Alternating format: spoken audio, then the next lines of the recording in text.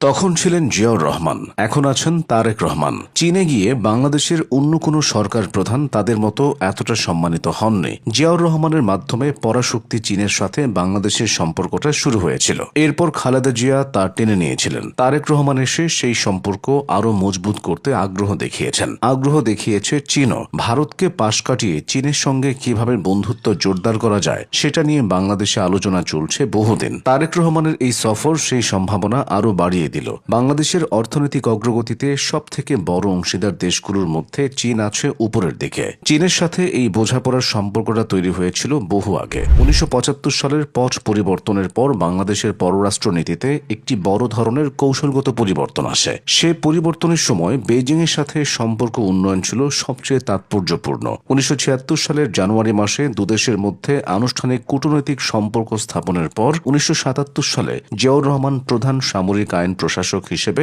চীন সফর করেন। চীনের রাজধানী বেইজিং পৌঁছালে তাকে উষ্ণ অভ্যর্থনা জানানো হয়। জিয়াউর রহমানকে অভ্যর্থনা জানাতে চায়না কমিউনিস্ট পার্টির তৎকালীন চেয়ারম্যান হুয়া গুওফেং বিমানবন্দরে উপস্থিত হন। সে সফরটি ছিল অত্যন্ত ফলপ্রসূ। পরে 1980 সালের আগস্ট মাসে জিয়াউর রহমান পূর্ণাঙ্গ প্রেসিডেন্ট হিসেবে চীন সফর করেন এবং বেশ কিছু দ্বিপক্ষীয় চুক্তি স্বাক্ষর করেন। জিয়াউর রহমানের দূরদর্শী কূটনীতির কারণেই চীন বাংলাদেশের একটি অন্যতম প্রধান উন্নয়ন সহযোগী এবং সামরিক সরঞ্জাম সরবরাহের উৎস পরিণত হয়। তার শাসনামলে চীনের বন্ধুত্ব বাংলাদেশের সার্বভৌমত্ব রক্ষা এবং অর্থনৈতিক আত্মনির্ভরশীলতা অর্জনে সহায়ক হিসেবে কাজ করেছিল। জিয়াউর রহমানের পর সাবেক প্রধানমন্ত্রী বেগম খালেদা জিয়ার আমলেও বেইজিংয়ের সাথে এই সুসম্পর্কের ধারা বজায় থেকেছে। খালেদা জিয়া তার প্রধানমন্ত্রিত্বের বিভিন্ন মেয়াদে একাধিকবার চীন সফর করেন, যা দুদেশের মধ্যকার পারস্পরিক বিশ্বাসকে নতুন উচ্চতায় নিয়ে যায়। তার সময়ে দুদেশের মধ্যে বাণিজ্য ঘাটতি কমানো, অবকাঠামো উন্নয়ন এবং প্রতিরক্ষা সহযোগিতার বিষয়ে বেশ কিছু গুরুত্বপূর্ণ চুক্তি ও সমঝোতা স্মারক স্বাক্ষরিত হয়। এদিকে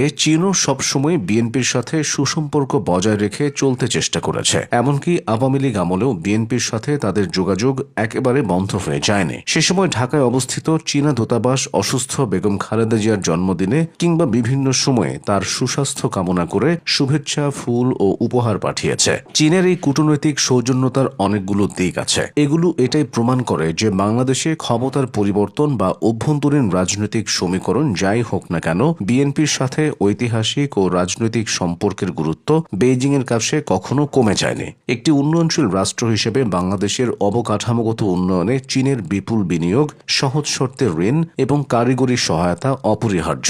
বিশেষ করে চীনের বেল্ট অ্যান্ড রোড ইনিশিয়েটিভ প্রকল্পে বাংলাদেশের অংশগ্রহণ এ অঞ্চলের যোগাযোগ ব্যবস্থা ও আন্তর্জাতিক বাণিজ্যের প্রসারে অত্যন্ত গুরুত্বপূর্ণ ভূমিকা রাখছে। অর্থনৈতিক খাতের পাশাপাশি প্রতিরক্ষা খাতেও দুদেশের সম্পর্ক অত্যন্ত গভীর। বাংলাদেশ সশস্ত্র বাহিনীর আধুনিকায়নে ও সামরিক সরঞ্জাম সরবরাহ নিশ্চিত করতে ঢাকাকে বেইজিংয়ের উপর কিছুটা হলেও নির্ভর করতে হয়। অন্যদিকে দক্ষিণ এশিয়ার বৈশ্বিক রাজনীতিতে পরাশক্তিগুলোর মধ্যে শক্তির ভারসাম্য রক্ষায় চীনকে বাংলাদেশের প্রয়োজন। চীনেরও বাংলাদেশকে প্রয়োজন। বিশেষ করে রোহিঙ্গা সংকটের মতো জটিল দ্বিপাক্ষিক ও আন্তর্জাতিক সমস্যার শান্তিপূর্ণ সমাধানে চীনের সমর্থন বাংলাদেশের জন্য অত্যন্ত জরুরি। সব মিলিয়ে ঐতিহাসিক সম্পর্কের ধারাবাহিকতা রক্ষা এবং ভবিষ্যতের অর্থনৈতিক স্বয়ংসম্পূর্ণতা অর্জন উভয় দিক থেকেই চীন গুরুত্বপূর্ণ। আর বিষয়টি বিএনপি সরকার অতীতেও বুঝতে পেরেছিল, এখনও তা পারছে। সেজন্য চীনের সাথে তারেক রহমানের সরকার সম্পর্ক আরও জোরদার করছে।